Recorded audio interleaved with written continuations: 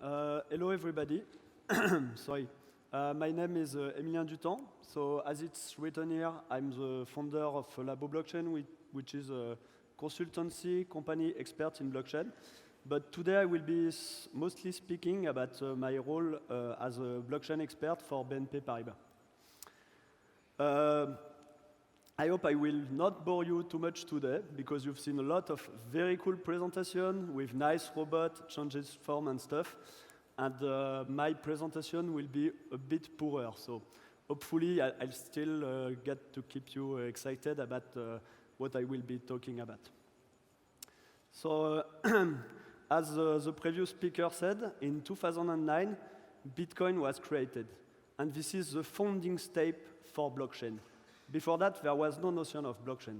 Blockchain was invented with Bitcoin, which is why I think that Bitcoin is important to understand the blockchain, because it's one of the easiest way where you can test and try for yourself the power of blockchain.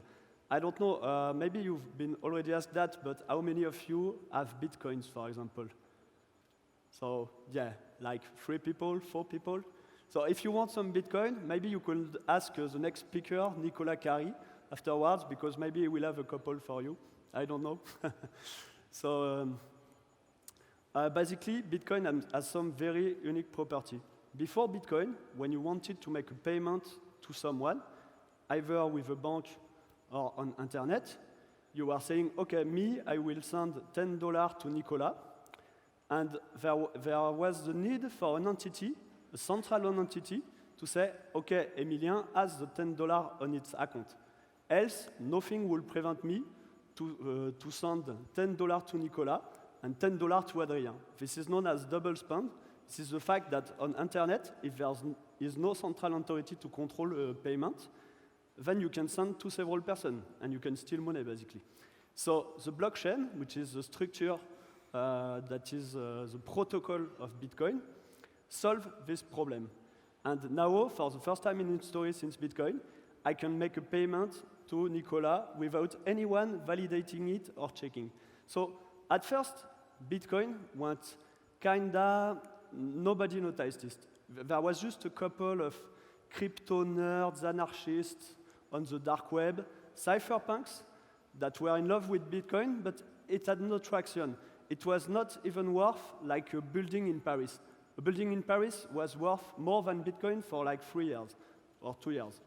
But then suddenly it exploded. Nowadays, the market capitalization of Bitcoin is $10,000. Sorry, $10 billion, of course. It really shows that there is a lot of traction for this technology. So I will go over a few of the properties of Bitcoin. It's resilient, because it's a peer-to-peer network that holds the Bitcoin. So what this means is, even if half the network goes down, you can still trade Bitcoin. You can even create transactions out of internet and send them to internet afterwards. So as I said, it's decentralized, so no central authority is verifying the transaction. And the data which is in the blockchain is stored for eternity. If you write something, it's there forever.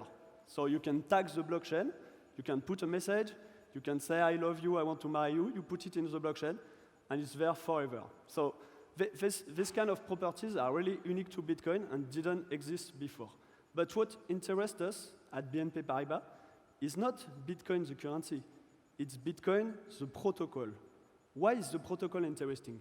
Because basically what we are doing with Bitcoin, we are sending the token, which is money, over the blockchain. But why can't we use a token to represent a stock, to represent a debt, to represent a house, a car, any financial product? So that's what we are doing at BNP Paribas, and that's what are doing all the blockchain company. We are exploring all the use case of the blockchain outside of the money usage. So at BNP Paribas, since a few years, we've had hackathons to think about use case on the blockchain. We are working with external startups, like myself, actually, and others, to explore all the use cases. And we've tried a lot of them. And we've seen that you can do a lot of stuff. You can represent euro or dollar on the blockchain. You can send directly a dollar like you will be sending Bitcoin from your phone to someone else, directly peer-to-peer. And actually, there's already something running like this on Bitcoin, which is called Tether. And you can represent stock, like we are doing with the crowdfunding project, where you can, as a company, issue your stock on the blockchain. You can have your customer invest directly on the blockchain. You can have your customer trade your stock on the blockchain, etc., etc. So we've explored all those subjects, KYC, etc. And we've tried mostly to have a diversified strategy because we invested in external structure like Digital Asset Holding, which is a big blockchain company. We are part of the Airfree Consortium as well, which is a big interbanker company to explore all the use cases of blockchain. And also, we have a lot of internal team working on the blockchain stuff. So what we are doing on the crowdfunding subject, if we made a platform that we are offering to the crowdfunding and the crowdlending companies, so they can represent the equity and the stocks of the company they own on the blockchain, and then we can have, like, for example, a big blockchain where everybody can directly invest, use the access to the stock and trade, etc.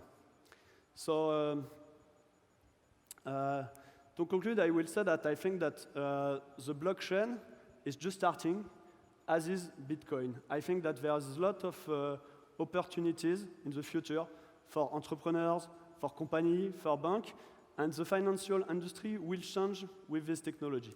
But I'm not saying that everybody will disappear and there won't be any more banks. You'll still have to get a lending for your car, for your house. You'll still need an account. So, I mean, there's a lot of use cases where you will need to have someone and to have a service which is centralized. But right now, we are doing the Uberization of the financial token. Thank you.